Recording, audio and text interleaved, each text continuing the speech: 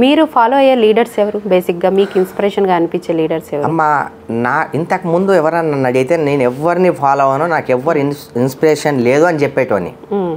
ఇప్పుడు మాత్రం మీ ఇన్స్పిరేషన్ ఎవరంటే, మీ హీరో ఎవరంటే, మీరు ఎవరిని ఇష్టపడతారంటే, నా తల్లిదండ్రి తర్వాత the great game changer Pawan Kalyan గారిని నేను ఇష్టపడుతున్నా.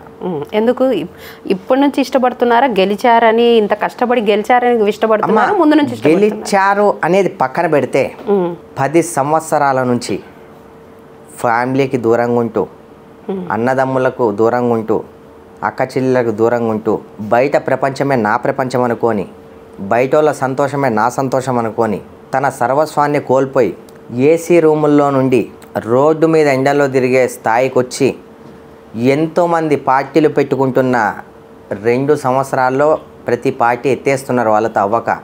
అలాంటిది 10 సంవత్సరాలు తన భుజాల మీద వేసుకొని ప్రతి ఒక్కరికి ధైర్యం చెప్పుకుంటూ, అందరినీ కలుపుకొని పోతూ, అందరికీ హెల్ప్ సోషల్ వర్క్ చేసుకుంటూ, ఆస్తులు అమ్ముకుంటూ, చెప్పాలంటే అడుక్కుంటూ అనుకో, ఇంత చేసి 10 సంవత్సరాల్లో మన సౌత్ ఇండియాలో ఎన్టీ రామారావు గారు అతను గ్రేట్.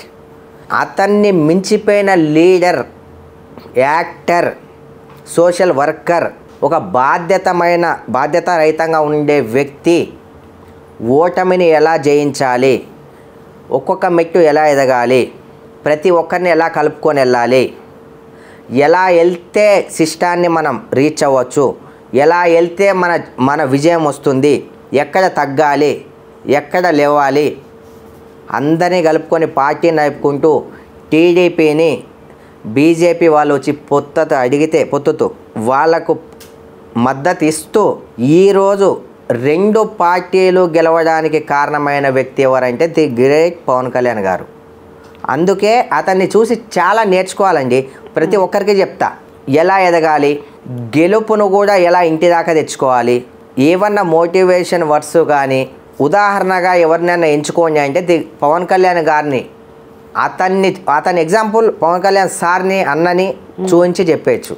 ఎగ్జాక్ట్లీ ఆయన చేసిన కృషి, ఆయన కష్టమే ఈ రోజు 100% రిజల్ట్. ప్రతి ఒక్కరిని విమర్శించారు, భార్యతో సహా, పిల్లలతో సహా, ఫ్యామిలీతో సహా, అతనితో సహా, కానీ అతను మాత్రం ఎవరిని విమర్శించలేదు. అవును. మరి వీళ్ళంతా కొంతమంది బ్యాచ్ ఉన్నారు కదా సార్, లైక్ శ్రీరెడ్డి కావచ్చు, పోసాని కావచ్చు, వీళ్ళందరూ కూడా, మీరు కూడా ఇండస్ట్రీలో ఉన్నారు. అవునవును, ఇండస్ట్రీలో ఉన్నారు కాబట్టి అడుగుతున్నా. సో వీళ్ళంతా కూడా పవన్ కళ్యాణ్ గారి గురించి అంత తప్పుగా మాట్లాడి, అంత నీచంగా మాట్లాడుతున్నప్పుడు యాజ్ ఇండస్ట్రీ పర్సన్గా మీరు ఏం చెప్తారు వాళ్ళకి ఆన్సర్? అమ్మా, గెలుపు ఓటములు అనేది సహజం, కానీ ఒక సామెత ఉంది, ఉయ్యాల ఊగి ఊగి ఊగి ఊగి ఉన్న చోటే ఆగుతుంది అంట. అవునా కదా? ఇన్ని రోజులు మా జగనన్న, మా కొడాలి నాని, మా రోజా బొక్కక్క, మా శ్రీరెడ్డి, ఇంతమంది విల్ పవర్ మమ్మల్ని నెక్స్ట్ వచ్చేది కూడా మా ప్రభుత్వమే, మమ్మల్ని ఎవరు పీకలేరు, ఈకలేరు, టచ్ చేయలేరు, ఎన్నెన్నో ఎన్నెన్నో ఎన్నెన్నో కలలు కన్నారు. కానీ మనం అనుకుంటే మన తలదన్నేవాడు కూడా ఒకడు ఉంటాడు. మనం చేసే మంచికి చెడుకు పైన మనం ఎవ్వరు చూడకపోయినా 4 గోడల మధ్య పైన ఒక కెమెరా ఫీడ్ చేసి ఉంటుందమ్మా దేవుని దగ్గర. ఆ కెమెరాలో ప్రతి ఒక్కరూ పడతారు. వాళ్ళు చేసిన పాపాలు, వాళ్ళు విమర్శించిన మాటలు పవన్ అన్నకు కానీ, మోదీ గారికి కానీ, చంద్రబాబు నాయుడు గారికి కానీ అవి ఎలా అయ్యాయంటే, ఇప్పుడు పెళ్ళైనప్పుడు అక్షింతలు వేస్తాం కదా హ్యాపీగా ఉండాలని చెప్పి, వీళ్ళ బూతులు కానీ, వీళ్ళ పురాణాలు కానీ వాళ్ళు ఆశీస్సులుగా అయినాయన్నమాట.